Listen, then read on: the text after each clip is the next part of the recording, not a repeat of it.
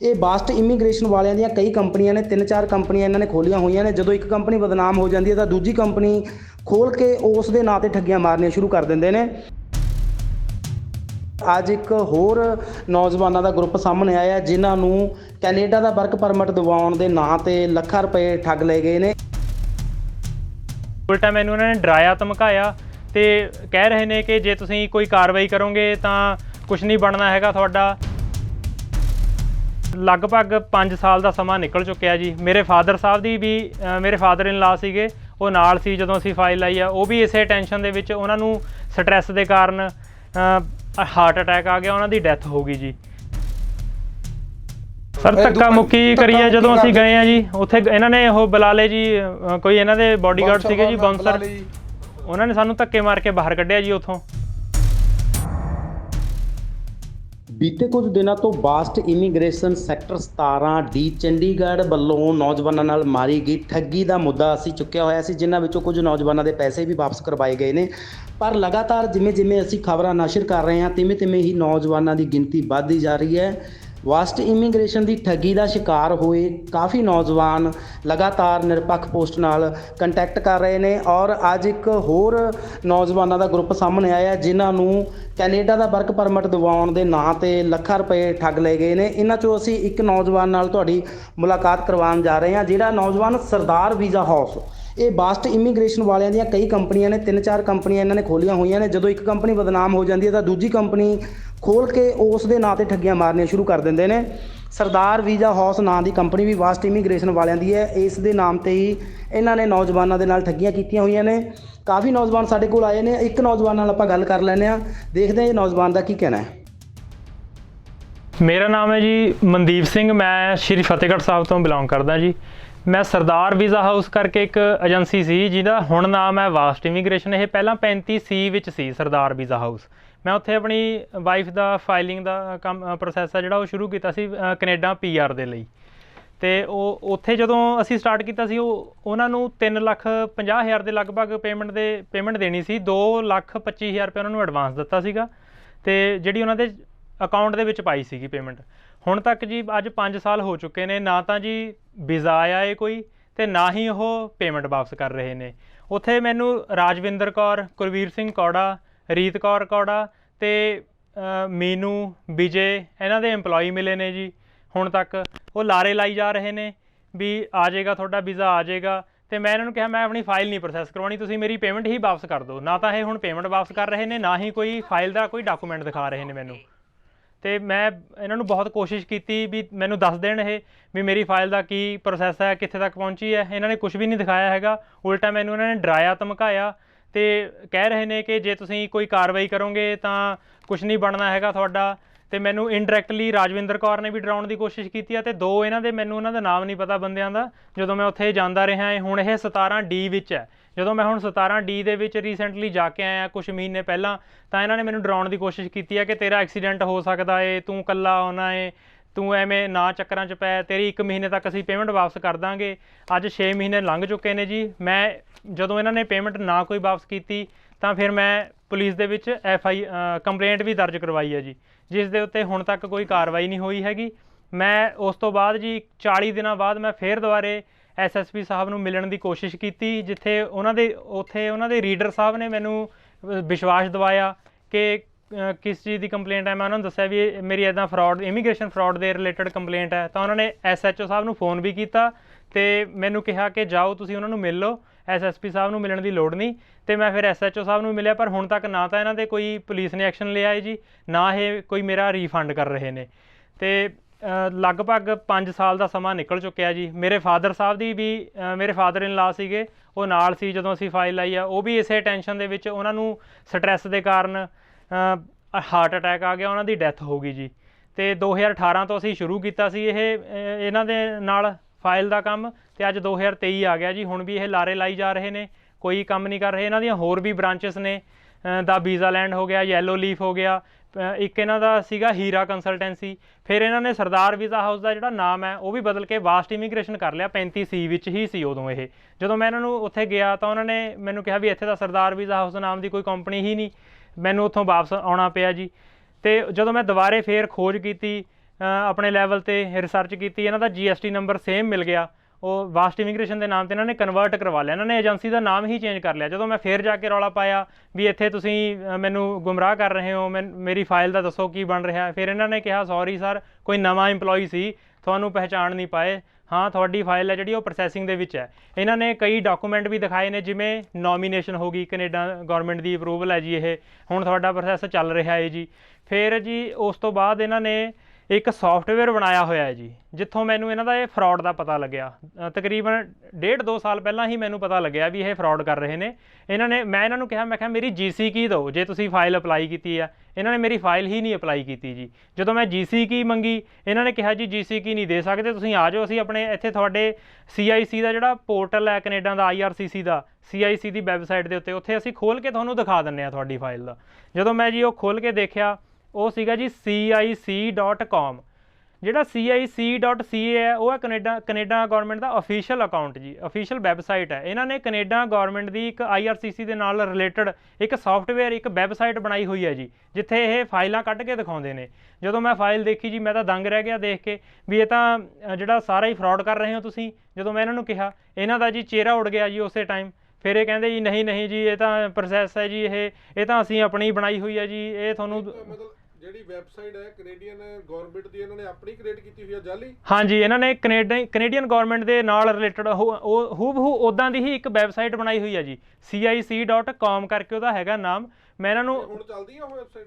ਹੁਣ ਜਦੋਂ ਆਪਾਂ ਉਹਨੂੰ ਡਾਇਰੈਕਟ ਖੋਲ੍ਹਦੇ ਹਾਂ ਜੀ ਪੋਰਟਲ ਦੇ ਉੱਤੇ, ਡਾਇਰੈਕਟ ਆਪਣੇ ਫੋਨਾਂ ਤੋਂ ਗੂਗਲ ਤੋਂ ਖੋਲ੍ਹਦੇ ਹਾਂ, ਉਹ ਜੀ ਐਰਰ ਆ ਜਾਂਦਾ, ਉਹ ਖੁੱਲਦੀ ਨਹੀਂ ਹੈਗੀ। ਉਹ ਖੁੱਲਦੀ ਹੈ ਇੱਕ ਸਕੈਨਰ ਦੇ ਨਾਲ। ਉਸ ਟਾਈਮ ਤੁਹਾਨੂੰ ਖੋਲ ਕੇ ਦਿਖਾਈ? ਹਾਂ, ਉਸ ਟਾਈਮ ਇਹਨਾਂ ਨੇ ਉਹ ਸਿਰਫ ਸਕੈਨਰ ਨਾਲ ਹੀ ਖੁੱਲਦੀ ਹੈ, ਡਾਇਰੈਕਟ ਨਹੀਂ ਉਹ ਖੁੱਲਦੀ ਹੈਗੀ। CIC.com ਡਾਇਰੈਕਟ ਨਹੀਂ ਖੁੱਲੇਗੀ। ਇਹਨਾਂ ਕੋਲ ਇੱਕ ਸਕੈਨਰ ਹੈ, ਉਸ ਦੇ ਨਾਲ, ਸਕੈਨਰ ਦੇ ਨਾਲ ਖੁੱਲਦੀ ਹੈ। ਮੈਂ ਆਪਣੇ ਫੋਨ ਵਿੱਚ ਵੀ ਖੋਲ੍ਹ ਕੇ ਦੇਖੀ ਹੈ, ਖੁੱਲਦੀ ਆ ਉਹ। ਤੁਹਾਡੇ ਕੋਲ ਉਹਦਾ ਸਕਰੀਨਸ਼ਾਟ ਜਾਂ ਕੁਝ ਹੈਗਾ? ਨਹੀਂ ਸਰ, ਉਹਦਾ ਸਕਰੀਨਸ਼ਾਟ ਮੇਰੇ ਕੋਲ ਬਿਲਕੁਲ ਨਹੀਂ ਹੈਗਾ। ਹਾਂ, ਐਪਲੀਕੇਸ਼ਨ ਨੰਬਰ, ਨੋਮੀਨੇਸ਼ਨ ਨੰਬਰ, ਜਿਹੜੇ ਡਾਕੂਮੈਂਟ ਦਿੱਤੇ ਉਹ ਵੀ ਮੈਂ ਆਪ ਯਾਦ ਕੀਤੇ ਨੇ ਆਪਣੇ ਫੋਨ ਦੇ ਵਿੱਚ, ਜਦੇ ਸੇਵ ਕਰ ਲਏ, ਪਰ ਮੈਨੂੰ ਇਹਨਾਂ ਨੇ ਕੋਈ ਕਾਪੀ ਨਹੀਂ ਦਿੱਤੀ। ਕਹਿੰਦੇ ਇਹ ਕੌਨਫੀਡੈਂਸ਼ੀਅਲ ਹੈ ਜੀ। ਕੋਈ ਤੁਸੀਂ ਕਹਿੰਦੇ ਪਏ ਵੀ ਇੱਕ ਹੀ ਕੰਪਨੀ ਹੈ, ਵਾਸਟ ਇਮੀਗ੍ਰੇਸ਼ਨ ਔਰ ਸਰਦਾਰ ਵੀਜ਼ਾ ਹਾਊਸ। ਸਰਦਾਰ ਵੀਜ਼ਾ ਹਾਊਸ। ਪਰ ਕੋਈ ਇਦਾਂ ਦੇ ਚਿਹਰੇ ਜੋ ਤੁਹਾਨੂੰ ਦੋਨੇ ਥਾਂ ਤੇ ਮਿਲੇ, ਜਾਂ ਤੁਸੀਂ ਓਨਰ ਨਾਲ, ਇਹਦਾ ਓਨਰ ਕੌਣ ਹੈ ਜਾਂ ਕੋਈ ਮਿਲਿਆ ਤੁਹਾਨੂੰ ਇੱਥੇ? ਹਾਂਜੀ, ਇਹਨਾਂ ਦੇ ਪਹਿਲਾਂ ਤਾਂ ਵਿਜੇ ਨੇ ਡੀਲ ਕੀਤਾ, ਉਹ ਮੁੜ ਕੇ ਨਹੀਂ ਮਿਲਿਆ ਜੀ। ਹਾਂ, ਇੱਕ ਮਨਪ੍ਰੀਤ ਕੌਰ ਮੈਡਮ ਹੈ, ਇੱਕ ਰਾਜਵਿੰਦਰ ਕੌਰ ਹੈ, ਇੱਕ ਮੀਨੂ ਹੈ, ਕੁਛ ਕੁ ਇੱਦਾਂ ਦੇ ਹੋਰ ਵੀ ਨਾਮ ਨੇ ਜਿਹੜੇ ਮੈਂ ਉੱਥੇ ਵਾਸਟ ਇਮੀਗ੍ਰੇਸ਼ਨ, ਸਰਦਾਰ ਵੀਜ਼ਾ ਹਾਊਸ ਵਾਸਟ ਇਮੀਗ੍ਰੇਸ਼ਨ ਜਿਹੜਾ 35C ਵਿੱਚ ਸਰਦਾਰ ਵੀਜ਼ਾ ਹਾਊਸ ਤੋਂ ਬਦਲ ਕੇ ਵਾਸਟ ਇਮੀਗ੍ਰੇਸ਼ਨ 35C ਵਿੱਚ ਜਿਹੜਾ ਕਰਿਆ, ਉਹਨਾਂ ਨੂੰ ਮਿਲਿਆ। ਉੱਥੇ ਵੀ ਸੀਗੇ ਉਹ, ਤੇ 17D ਦੇ ਵਿੱਚ ਵੀ ਸੀਗੇ। ਇੱਕ ਤਾਂ ਮਨਪ੍ਰੀਤ ਕੌਰ ਹੈ, ਇੱਕ ਰਾਜਵਿੰਦਰ ਕੌਰ ਹੈ। ਹਾਂਜੀ, ਓਨਰ ਦੇ ਨਾਲ ਗੱਲ ਹੋਈ ਹੈ। ਜਦੋਂ ਮੈਂ ਇਹਨਾਂ ਨੂੰ ਪ੍ਰੈਸ਼ਰ ਪਾਇਆ ਵੀ ਨਹੀਂ ਮੇਰੇ ਫਾਦਰ ਸਾਹਿਬ ਐਕਸਪਾਇਰ ਹੋ ਗਏ, ਇਸੇ ਟੈਨਸ਼ਨ ਦੇ ਵਿੱਚ ਵੀ ਤੁਸੀਂ ਕੋਈ ਅਥਾਹ ਪਤਾ ਨਹੀਂ ਦੇ ਰਹੇ, ਜਾਂ ਤਾਂ ਸਾਡੀ ਰੀਫੰਡ ਕਰੋ, ਨਹੀਂ ਤੁਸੀਂ ਸਾਨੂੰ ਫਿਰ ਫਾਈਲ ਦਾ ਪ੍ਰੋਸੈਸ ਕਰਕੇ ਕੰਪਲੀਟ ਦਿਓ। ਫਿਰ ਜਦੋਂ ਪ੍ਰੈਸ਼ਰ ਪਾਇਆ ਜੀ, ਤਾਂ ਇਹ ਕਹਿੰਦੇ ਵੀ ਕੁਲਵੀਰ ਸਿੰਘ ਕੌੜਾ ਜਿਹੜੇ ਸਾਡੇ MD ਨੇ ਜੀ, ਉਹ ਤਾਂ ਕੈਨੇਡਾ ਗਏ ਨੇ, ਉਹ ਤਾਂ ਬਾਹਰ ਹੀ ਰਹਿੰਦੇ ਨੇ, ਮੈਂ ਹੀ ਇੱਥੇ ਡੀਲ ਕਰਦੀ ਹਾਂ। ਮੈਂ ਕਿਹਾ ਨਹੀਂ ਵੀ, ਮੈਂ ਤਾਂ ਉਹਨਾਂ ਨਾਲ ਗੱਲ ਕਰਨੀ ਆ, ਗੱਲ ਕਰਵਾਓ। ਇਹ ਕਹਿੰਦੇ ਜੀ ਹੁਣ ਉੱਥੇ ਰਾਤ ਹੈ ਜੀ, ਸੁੱਤੇ ਪਏ ਹੋਣਗੇ। ਫਿਰ ਇਹਨਾਂ ਨੇ ਜਦੋਂ ਜ਼ਿਆਦਾ ਪ੍ਰੈਸ਼ਰ ਪਾਇਆ, ਮੈਂ ਲਗਾਤਾਰ ਜਾਣਾ ਸ਼ੁਰੂ ਕੀਤਾ। ਫਿਰ ਇਹਨਾਂ ਨੇ ਰੀਤ ਕੌੜਾ ਨਾਮ ਦੀ ਕਿਸੇ ਲੇਡੀ ਦੇ ਨਾਲ ਗੱਲ ਕਰਵਾਈ। ਇਹਨਾਂ ਦੇ ਦੱਸਣ ਮੁਤਾਬਕ ਵੀ ਉਹ ਸਾਡੇ MD ਦੀ ਵਾਈਫ ਹੈ।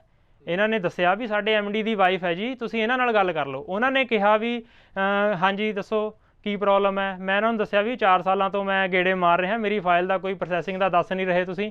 ਉਹਨਾਂ ਨੇ ਕਿਹਾ ਇਹ PNP ਲੱਗੀ ਹੋਈ ਹੈ, ਹੌਲੀ ਹੌਲੀ ਉਹ ਪ੍ਰੋਸੈਸ ਹੁੰਦਾ। ਮੈਂ ਉਹਨਾਂ ਨੂੰ ਕਿਹਾ ਵੀ ਸਾਡੇ ਨਾਲ ਦੇ ਸਟੱਡੀ ਤੇ ਜਾ ਕੇ PR ਹੋ ਗਏ, ਵੀ ਸਾਡਾ PR ਦਾ ਪ੍ਰੋਸੈਸ ਇੰਨਾ ਲੰਮਕ ਗਿਆ ਜੀ, ਸਾਡੇ ਬੈਂਡ ਚੰਗੇ ਨੇ, ਸਾਰਾ ਕੁਛ, IELTS ਵੀ ਐਕਸਪਾਇਰ ਹੋ ਗਈ ਜੀ ਹੁਣ ਤਾਂ। ਇਹ ਕਹਿੰਦੇ ਫਾਈਲ ਪਹਿਲਾਂ ਲੱਗ ਗਈ, IELTS ਦੀ ਕੋਈ ਲੋੜ ਨਹੀਂ ਹੈਗੀ ਜੀ। ਫਿਰ ਜਿਹੜੀ ਰੀਤ ਕੌੜਾ ਜੀ, ਉਹਨੇ ਕਿਹਾ ਵੀ ਜੇ ਤੁਹਾਡੀ ਫਾਈਲ, ਜੇ ਤੁਸੀਂ ਰੀਫੰਡ ਲੈਣਾ ਚਾਹੁੰਦੇ ਹੋ ਜੀ, ਅਪਲਾਈ ਕਰ ਜਾਓ, ਇੱਕ ਫਾਰਮ ਭਰ ਜਾਓ, ਆਪਣਾ ਬੈਂਕ ਖਾਤਾ ਦੇ ਜਾਓ, ਤੁਹਾਨੂੰ ਰੀਫੰਡ ਕਰ ਦਿੰਦੇ ਜੇ ਤੁਹਾਨੂੰ ਨਹੀਂ ਯਕੀਨ ਹੈਗਾ। ਬਸ ਉਹਦੇ ਨਾਲ ਸਾਡੀ ਇੰਨੀ ਕੁ ਗੱਲ ਹੋਈ ਹੈ ਜੀ। ਉਹ ਵੀ ਇਹਨਾਂ ਨੇ ਆਪਣੇ ਫੋਨ ਤੋਂ, ਮੈਂ ਇਹਨਾਂ ਨੂੰ ਕਿਹਾ ਵੀ ਠੀਕ ਹੈ, ਮੈਨੂੰ ਮੈਡਮ ਦਾ ਨੰਬਰ ਦੇ ਦਿਓ। ਇਹਨਾਂ ਨੇ ਨੰਬਰ ਨਹੀਂ ਦਿੱਤਾ ਜੀ। ਜਿਹੜੀ ਰਾਜਵਿੰਦਰ ਕੌਰ ਹੈ, ਉਹਨੇ ਹੀ ਗੱਲ ਕਰਵਾਈ ਸੀ ਆਪਣੇ ਫੋਨ ਤੋਂ। ਫਿਰ ਜੀ ਉਹਨੇ ਮੁਤਾਬਕ ਵੀ ਜਿਹੜਾ ਸਰਦਾਰ ਵੀਜ਼ਾ ਹਾਊਸ ਹੈ ਔਰ ਵਾਸਟ ਇਮੀਗ੍ਰੇਸ਼ਨ ਔਰ ਹੀਰਾ ਮੋਹਾਲੀ, ਹਾਂਜੀ, ਇੱਕ ਹੀ ਗਰੁੱਪ ਹੈ। ਦਾ ਯੈਲੋ ਲੀਫ ਹੋ ਗਿਆ ਜੀ, ਇੱਕ ਮੂਵ ਟੂ ਐਬਰੋਡ, ਇੱਕ ਜੀ ਇਹਨਾਂ ਦਾ ਹੀਰਾ ਕੰਸਲਟੈਂਸੀ ਸੀਗਾ, ਹੁਣ ਵੀ ਹੋ ਸਕਦਾ ਇੱਥੇ ਹੋਵੇ, ਮੈਂ ਹੁਣ ਦੇਖਿਆ ਨਹੀਂ। ਇੱਕ ਜੀ ਸਰਦਾਰ ਵੀਜ਼ਾ ਹਾਊਸ ਹੈ ਜੀ ਇਹਨਾਂ ਦਾ। ਨਹੀਂ ਚਲੋ, ਤੁਸੀਂ ਗਏ ਕਿਹੜੇ ਕੰਪਨੀ ਉਹ ਦੱਸੋ, ਬਾਕੀ ਦਾ ਚਲੋ ਜਿੰਨੇ ਮਰਜ਼ੀ। ਠੀਕ ਹੈ, ਇਹ ਮੈਂ ਗਏ ਹੋ? ਨਹੀਂ, ਹੀਰਾ 'ਚ ਨਹੀਂ ਮੈਂ ਗਿਆ, ਮੈਂ ਸਰਦਾਰ 'ਚ ਗਿਆ ਤੇ ਵਾਸਟ ਇਮੀਗ੍ਰੇਸ਼ਨ 'ਚ ਗਿਆ ਜੀ। ਨਾਲ ਤੁਸੀਂ ਕਹਿੰਦੇ ਨਾ ਬੋਰਡ ਚੇਂਜ ਕਰਤਾ ਉਹਨਾਂ ਨੇ ਬਾਅਦ 'ਚ। ਉਹ ਸਰਦਾਰ ਇਮੀਗ੍ਰੇਸ਼ਨ ਤੋਂ ਬਾਅਦ ਇਹਨਾਂ ਨੇ ਵਾਸਟ ਦਾ ਕਰਤਾ ਸੀਗਾ।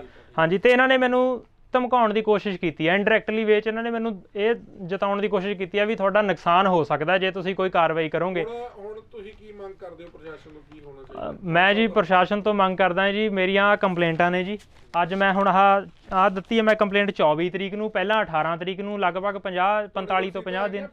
ਹਾਂਜੀ, ਪੇਮੈਂਟ ਦੀਆਂ ਰਸੀਦਾਂ ਆ ਲੱਗੀਆਂ ਹੋਈਆਂ ਨੇ ਜੀ। 2,25,000 ਰੁਪਈਆ ਮੈਂ ਦਿੱਤਾ। ਇਹ ਸਰਦਾਰ ਵੀਜ਼ਾ ਹਾਊਸ ਦੇ ਨਾਮ ਤੇ ਹੈ ਜੀ। ਫਿਰ ਜਦੋਂ ਮੈਂ ਉੱਥੇ ਰੌਲਾ ਪਾਇਆ ਵੀ ਇਹ ਤਾਂ ਸਰਦਾਰ ਵੀਜ਼ਾ ਹਾਊਸ ਦੀਆਂ ਸਲਿੱਪਾਂ ਨੇ, ਮੈਨੂੰ ਪ੍ਰੂਫ ਦਿਓ ਕੋਈ ਜੇ ਜੈਨੂਅਨ ਤੁਸੀਂ ਕੰਮ ਕਰ ਰਹੇ ਹੋ, ਤਾਂ ਫਿਰ ਇਹਨਾਂ ਨੇ ਇਹਨਾਂ ਸਲਿੱਪਾਂ ਦੇ ਨਾਲ ਇੱਕ ਮੈਨੂੰ ਐਗਰੀਮੈਂਟ ਵੀ ਦਿੱਤਾ ਤੇ ਇਹਨਾਂ ਦੇ ਬੈਕ ਸਾਈਡ ਦੇ ਉੱਤੇ ਮੋਹਰ ਲਾ ਕੇ ਦਿੱਤੀ ਵਾਸਟ ਇਮੀਗ੍ਰੇਸ਼ਨ ਦੀ, ਉਹ ਵੀ ਮੇਰੇ ਕੋਲ ਮੌਜੂਦ ਹੈ। ਇਹਨਾਂ ਸਲਿੱਪਾਂ, ਇਹ ਤਾਂ ਫੋਟੋ ਕਾਪੀਆਂ ਨੇ, ਜਿਹੜੀਆਂ ਓਰੀਜਨਲ ਸਲਿੱਪਾਂ ਨੇ ਉਹਦੇ ਤੇ ਹੈਗੀ ਆ। ਜਿਹੜੀ ਮੈਂ ਇਹਨਾਂ ਨੂੰ ਪੇਮੈਂਟ ਕੀਤੀ ਹੈ ਉਹ ਵੀ ਮੈਂ ਇਹਨਾਂ ਦੇ ਡਾਇਰੈਕਟ ਅਕਾਊਂਟ ਵਿੱਚ ਕੀਤੀ ਹੋਈ ਹੈ ਜੀ।